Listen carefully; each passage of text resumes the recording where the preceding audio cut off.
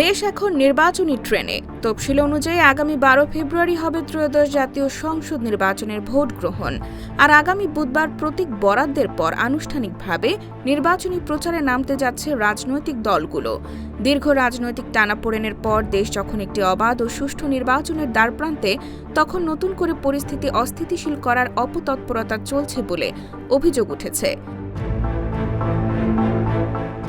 দেশের বিভিন্ন স্থানে রাজনৈতিক দলের নেতাকর্মীদের ওপর হামলা, প্রকাশ্যে গুলি করে হত্যা, গুপ্ত হত্যার মতো ঘটনাগুলো সাধারণ মানুষের মনে ভীতির সঞ্চার করছে। পোস্টাল ব্যালট নিয়েও দেখা দিয়েছে বিতর্ক। আবার ঋণখেলাপি ও দ্বৈত নাগরিকদের কেউ নির্বাচন করার সুযোগ পেলে রাজপথে নামারও হুঁশিয়ারি দেওয়া হয়েছে। এসব ঘটনায় রাজনীতির ময়দানে হঠাৎ করে নির্বাচন বানচালের একটি আওয়াজ উঠছে বলে মনে করছেন অনেকেই। এমন প্রেক্ষাপটে রাজনৈতিক বিশ্লেষকরা বলছেন, নির্বাচন ঘিরে সব সময় পক্ষে বিপক্ষে কিছু উপাদান থাকে। রাষ্ট্র নির্বাচন করতে চাইলে এগুলো ঠেকিয়েই নির্বাচন করতে হবে, এটাই রাষ্ট্রের কাজ। তবে অবাধ সুষ্ঠু নির্বাচন অনুষ্ঠানে নির্বাচন কমিশনকে আরও দায়িত্বশীল হতে হবে।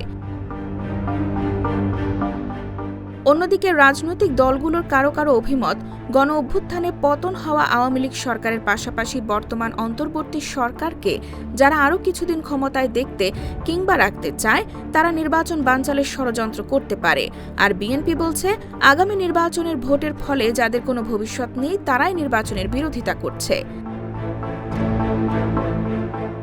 বিএনপির নির্বাচন পরিচালনা কমিটির ভাইস চেয়ারম্যান শামসুজ্জামান দুদু বলেন, নির্বাচন অনুষ্ঠান নিয়ে কোনো শঙ্কা নেই। তবে যারা বলছে এগুলো ঠিক না করে নির্বাচন করা যাবে না, তাদের নির্বাচনে কোনো ভবিষ্যৎ নেই, সেজন্য তারা মনে করছে নির্বাচন ঠেকানো দরকার। নির্বাচন না হতে দিতে সবসময় কিছু না কিছু শক্তি কাজ করে। তবে এসব ঠেকিয়ে নির্বাচন যথাসময়ে করাটাই রাষ্ট্রের কাজ বলে মনে করেন ঢাকা বিশ্ববিদ্যালয়ের রাষ্ট্রবিজ্ঞান বিভাগের অধ্যাপক কাজী মোহাম্মদ মাহবুবুর রহমান। তিনি বলেন, নির্বাচন ঘিরে সবসময় পক্ষে বিপক্ষে কিছু উপাদান থাকে।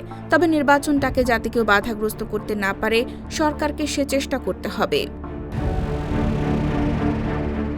IBTV USA, new York.